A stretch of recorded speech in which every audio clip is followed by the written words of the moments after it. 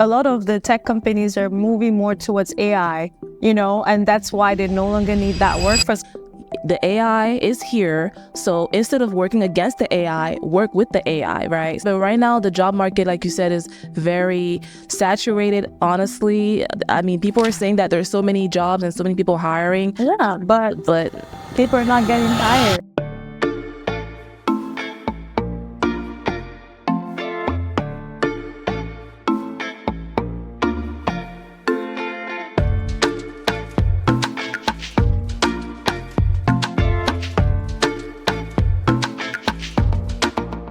Welcome back to another episode of Deep Dives Podcast. My name is Gloria. And my name is Raissa.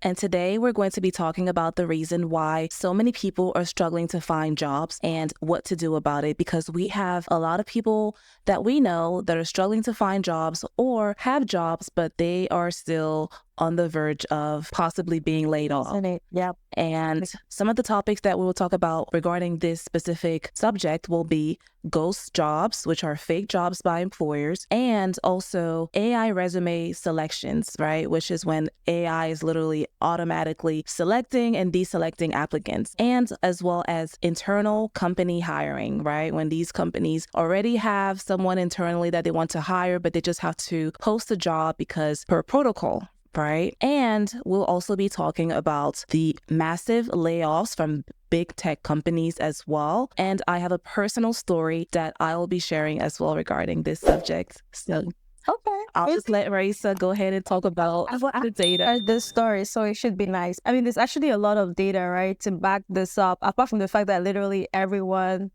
a lot of upon every I would say 50 scroll on TikTok, one person is literally like, oh, I'm about to get into a meeting with my manager at HR. And definitely it's like, oh, I'm about to get laid off. And we see these videos of people literally getting laid off, and they were just doing their job. There was nothing. There's a video of one lady that I saw. We're going to insert some, within the clips here for people to see, but literally they were like, oh, you're doing great. And there's absolutely nothing wrong with you. It's just the business is cutting down on jobs right now. And benefits will go through the end of March.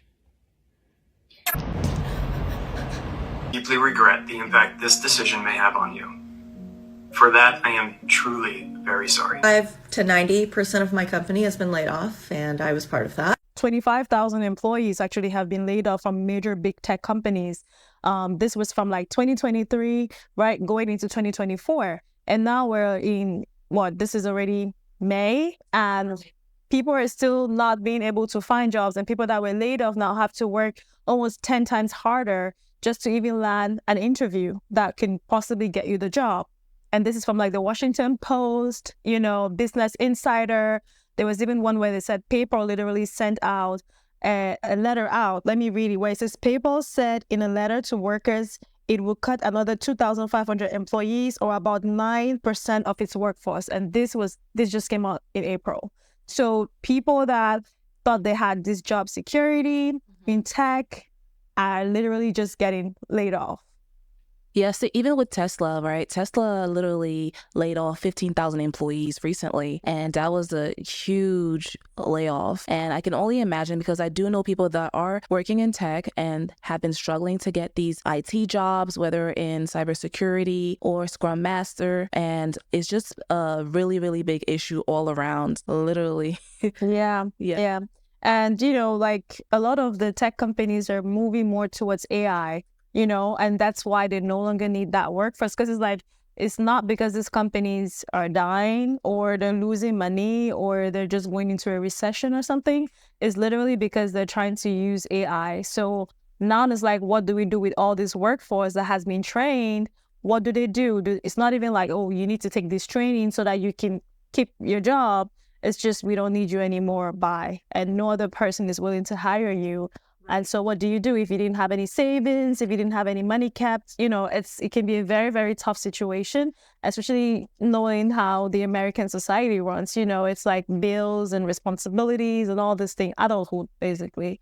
Yeah. So My brother actually is literally in that position where he's been looking for jobs for about 6 or 7 months, literally since 2023. And he moved here from Texas because he was pursuing his master's degree, right? So he's literally staying with a relative. And he was like, I thought this was the DMV because we live in, Maryland, right? DC, Maryland, Virginia. And I'll be finding opportunities and jobs. And he literally has a degree in finance. And he was a manager at the previous job where he was at. When he came here, he told me he's applied to over 50 to 60 jobs. And he gets so excited when he gets an interview because out of those jobs, he only had like maybe 1 or 2 interviews because the AI has been filtering his applications, right? And so I had a conversation with a friend of mine who was in IT, and he told me that he got a job because he hired a resume writer, right? And he gave me the names, Top Resume. This is not a sponsored post or anything like that. We're just trying to help people. But he told me that, hey, the AI is here. So instead of working against the AI, work with the AI, right? So if you know that, okay, AI is selecting your resume, then make your resume AI friendly because AI is looking for certain keywords, right? So if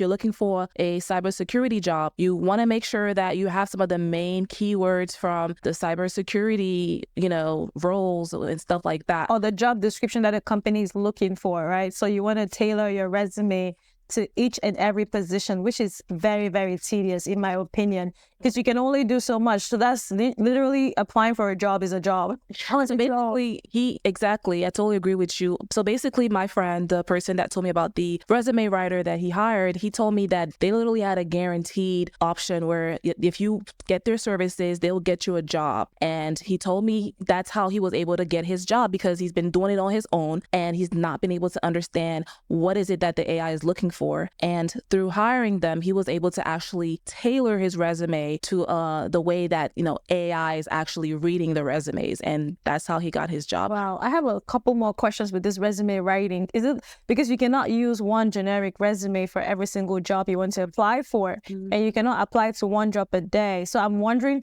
would they be giving you like multiple resumes for different, like when you see a job, you send them the job description, then they generate a resume for you? And how long does that take? Because a lot of like jobs that are easy to apply, by the time, after like literally 10 minutes on LinkedIn, it's like 200 applications, especially the one with like easy click. Like after 10 minutes, I kid you not, it's 200 applications. And that, like, where are they possibly going to find your resume when there's 200 applicants?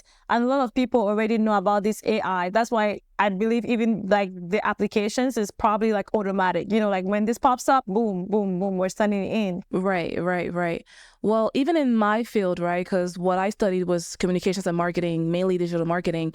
I've had recruiters in the past that will tell me that, hey, we're sending your resume over to a major company and they want to see that you have this experience specifically using the specific software. So they'll make sure that they'll ask me to rewrite my resume and add the specific software literally everywhere on my resume. In all of my previous roles, I'll add that specific software everywhere. And that will literally push my candidacy towards the hiring manager. So a few tips like that some recruiters will tell you to do, and others may not tell you, and you may not get a call back or even see a manager. So I think there are ways to go about it. But right now, the job market, like you said, is very saturated, honestly. I mean, people are saying that there's so many jobs and so many people hiring. Yeah, but people are not getting hired. A lot of people are complaining and are struggling. And that's why, as you can see with the data that you just shared, it's a very big problem. And I believe that, there are ways to go around it. If you're not able to really find a 9-to-5 or a job, there are other resources, right, that people can utilize. So before we talk about those resources, why don't you tell us your story with the ghost job, right? Wait, why did you do that? It was like a bait and switch. So I don't know if it was like a ghost job or whatever, but it was like a bait and switch. So pretty much this bank, right, they wanted me to be like a director of communications and marketing. And they literally hired me, right? They literally gave me the position, signed the offer letter and everything, did the background check on me, right? This was like a while ago, but they actually reached out to me and said, hey, we see that you have have a company. So we want you to actually dissolve your company in order to work with us. So it was kind of weird because initially before a company hires you, they actually do a background check, right? To verify whether or not they're going to hire you.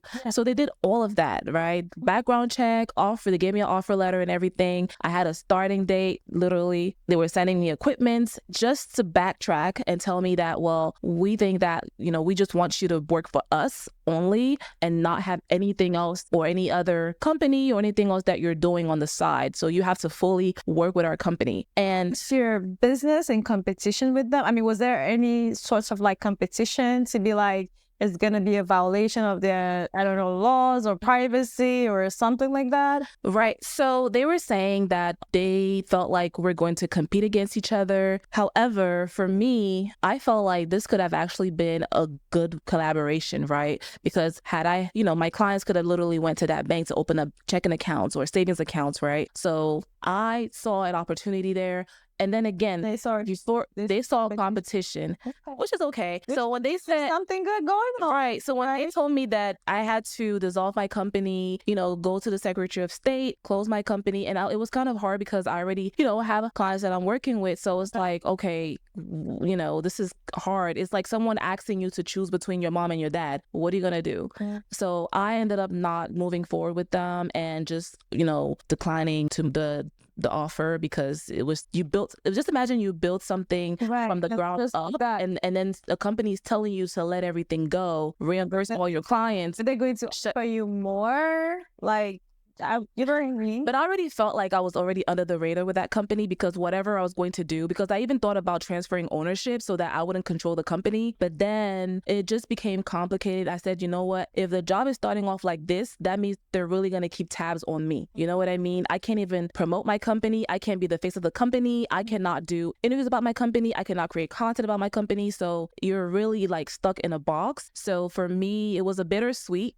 Because, the salary was pretty great, so, a senior level position. But then again, I've already built something and I felt like it wasn't meant to be, Right. So, yeah. Well, it's their loss because, it could have been a good collaboration. Right. But then again. Yeah. So, wow, that's interesting. So a lot of people used to have like 4 or 5 jobs, right? And they've all been laid off. I mean, like, people like in Texas, in Maryland, like a lot of people in the cybersecurity industry. So what are some of the things you think people can do while they are looking for a job to actually help them still pay these bills? Because, it's not, yes, you can take another certification. Yes, you can do another program, but like, the industry right now is very shaky, right? You need to have another source of income. You need to have a backup. You need to have something you can fall back on, right? If something happens, So what are some recommendations you have for our viewers? Sure. So I would say the number one thing is actually becoming a freelancer, especially on platforms like Fiverr, Upwork. You really want to be able to, have options, right? Where you're actually being able to get paid for work that you can do. And nowadays there's so many options. The people that are social media managers, right? TaskRabbit.